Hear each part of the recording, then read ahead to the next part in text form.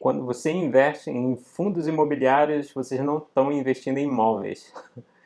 Pergunta, questão polêmica hoje que a gente vai falar no nosso vídeo, mais um vídeo do nosso plano 5 de 365 dias de conteúdo sobre investimentos em renda variável, um pouquinho em renda fixa.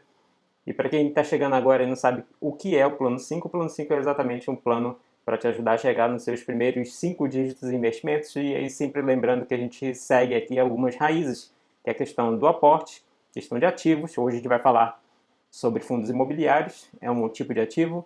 A gente vai falar também, na verdade, outra raiz que a gente tem é o tempo, que a gente está falando de 365 dias de conteúdo, mas aí se você chegou depois, vai seguir o tempo que você está começando a investir ou já está investindo, né?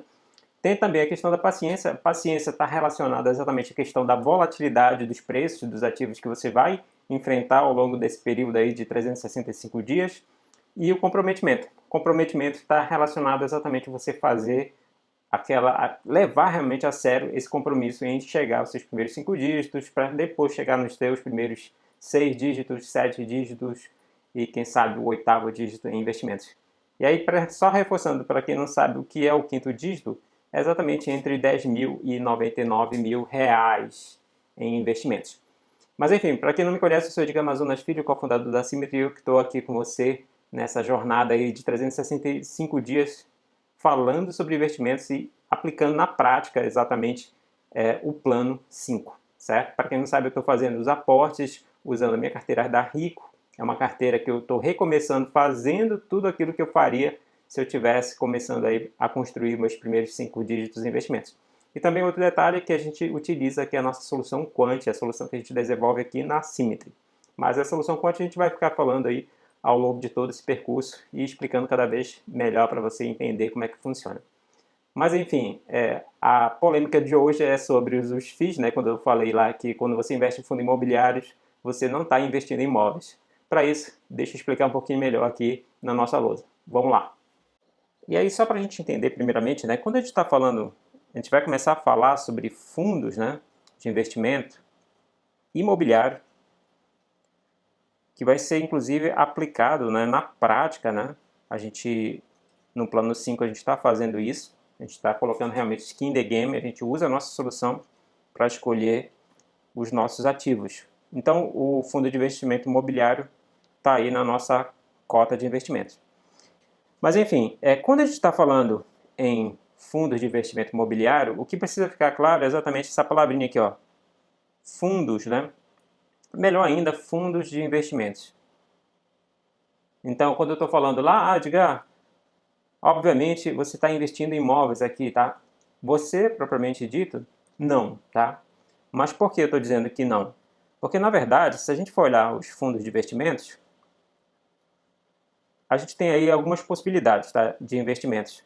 A gente pode colocar aqui a primeira, a mais tradicional, vamos colocar dessa maneira, seria investimento em títulos públicos,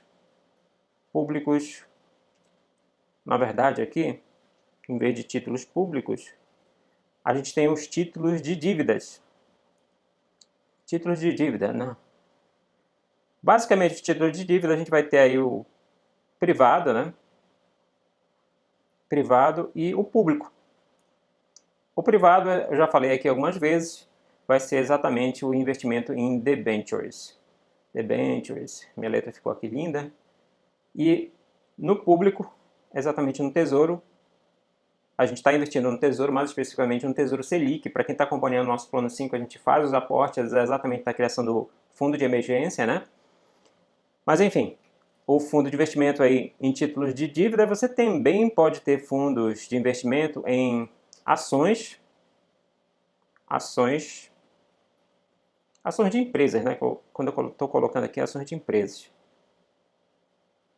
E aí o que acontece? Essas ações de empresas, esses fundos, na verdade, de ações, ações de empresas, vamos colocar aqui abertas, ou seja, elas estão negociadas na bolsa, né? Ou podem ser empresas fechadas. E aí já falei algumas vezes aqui também que seria exatamente o private equity. Então seriam empresas fechadas. Então existem fundos de ações para todos esses dois tipos aí, tá? E aí o que acontece? A confusão, vamos dizer bem assim, não é exatamente uma confusão, né? Existem fundos aí também que investem em imóveis, que são exatamente os fundos imobiliários, né? São os fundos imobiliários. E aí a gente vai colocar aqui, tem cotistas, né? Vamos colocar assim, né? Um grupo fechado de cotista não é o fundo que é fechado. Tem uma classificação, de acordo com a CVM, com relação ao fundo de investimentos imobiliários fechado e aberto, tá? Não é isso. Eu estou falando com relação às cotas. Por exemplo, não sei se você já foi em algum hotel, algum resort, né? Que eles querem te empurrar, vender cotas daquele resort, daquele hotel, exatamente para você trabalhar como se fosse um investimento. É um investimento, na verdade, ali, né? Só que é um grupo fechado, ele não é negociado na Bolsa de Valores. Então seria essa a ideia. E o fundo de investimento imobiliário é um grupo de cotistas aí, aberto, tá? Entre aspas, tem a possibilidade lá da questão de fechado e aberto, como eu falei lá na CVM, mas isso é outra história. Aqui eu estou dizendo que é um grupo aberto para investidores externos, né? Público, né? É negociado na Bolsa, né? Vou até reforçar aqui para ficar bem claro. Isso daqui é negociado na Bolsa, tá? Então, a jogada principal aqui do fundo de investimento, de qualquer fundo de investimento, é que você tem que entender aqui, é que é uma terceirização de gestão, né? Gestão do seu dinheiro. Ou seja, você, em vez de você ter a dor de cabeça, entre aspas, né, de gerir aquilo, você vai terceirizar. Ou seja, vai dar para algum gestor investir aquele seu dinheiro que você alocou, né? No caso aí, esse gestor, ele vai, se for um fundo de investimento de renda fixa, ele vai pegar e comprar títulos de dívida lá, privado, público, não sei. Se for um fundo de ações negociadas na Bolsa de Valores, então ele vai comprar as ações lá negociadas na Bolsa. Ou se for de um private equity, ele vai comprar empresas lá, pedaços de empresas, que não ainda estão abertas. E no caso dos fundos de investimentos imobiliários, então o que os gestores vão fazer? Eles vão exatamente comprar esses imóveis e gerir esse patrimônio para que tenha algum retorno para os cotistas. Em resumo, seria isso. Então, quando eu falei lá, na verdade, que quando você está investindo em FIIs, na verdade você está investindo em fundos e não em imóveis. Por que eu estou falando isso? Porque muitas vezes, se você for pegar muitos vídeos por aí, eles fazem uma relação, tentando comparar o que é melhor, o que é pior com relação a imóveis e FIIs. Tentando comparar duas coisas que na verdade não são iguais. Tá? Não dá para comparar. São duas coisas diferentes. São dois tipos de investimento diferentes. Principalmente porque quando a gente está falando em FIIs, a gente está falando de fundos de investimento. É diferente de comparar imóveis. Então, se a gente fosse realmente comparar alguma coisa aqui, seria de repente comparar fundos de investimentos imobiliários com fundo de investimentos em ações. Aí são dois fundos que a gente está comparando.